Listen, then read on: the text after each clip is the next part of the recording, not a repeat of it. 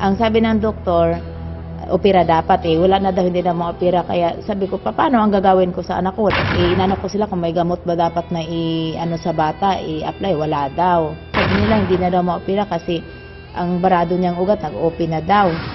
Ang hydrocephalus po is isang abnormality na nagkakaroon po ng bara doon sa mga tinatawag na mga ducts doon sa brain. At dahil doon sa barang yon, yung tubig o spinal fluid doon sa brain nila is unti-unti pong naiipon.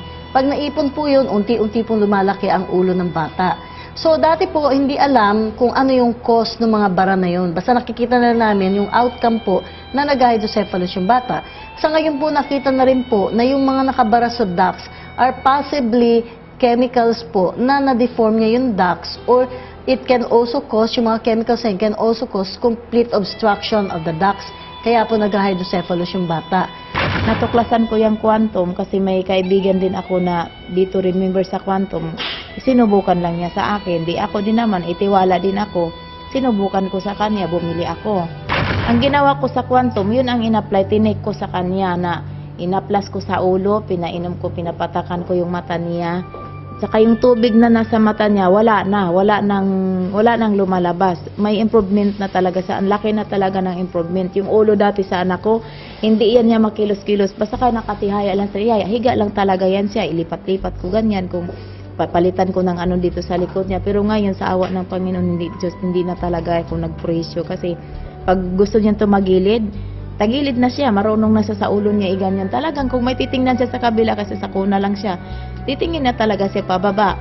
Tapos yung katawan niya, itong kamay niya, talagang tupi yan. Ganyan talaga ang kamay niya, hindi talaga yan nagaganyan, hindi nagagalaw. Pati yung paan niya, hindi yan niya igaganyan-ganyan. Nung nag-take na nga ako, nagamit ako ng quantum, ang laki talaga ng pagbago sa niya, katawan niya. Merong mga bara sa brain ducts na nakikita na dahilan kaya naiipon ang tubig.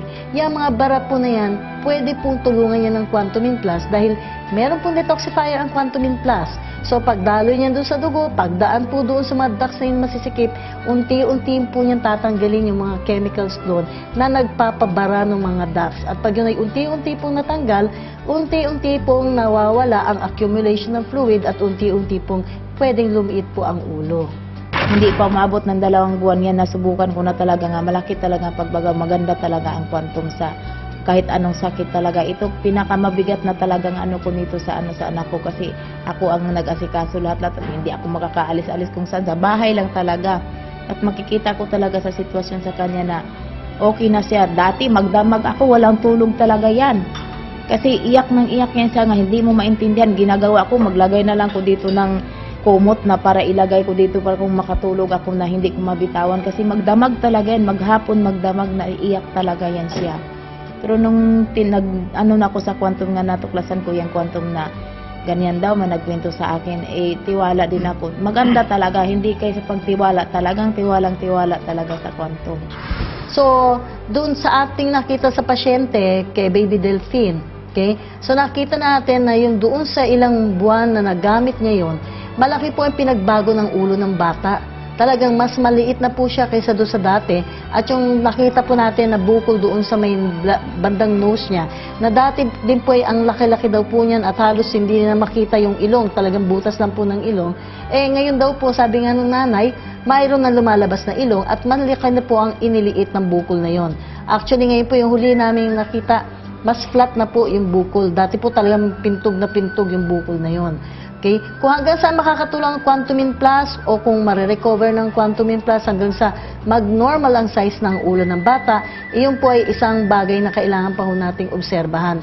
Pero sa nakikita po namin ngayon na improvement po doon sa bata, is isa po itong improvement sa pagliit ng ulo na wala pa ho kaming gamot sa medisina na pwedeng ipagamit ito sa mga hydrocephalus.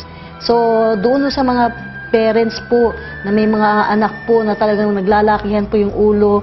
Minsan po kahit merong na po dyan nalagay na mga tube dyan sa brain niya para po magda-drain ng fluid. Minsan hindi pa rin po gumagana yon. Subukan po natin gamitan ng Quantumin Plus kasi baka ito na po yung pwedeng mas makatulong sa kanila, mabawasan din yung mga discomfort ng bata, mag-improve pa yung health ng mga bata at kung tayo po ay talagang pagpapalain, baka din po maibalik natin yung size ng ulo ng bata sa normal na size.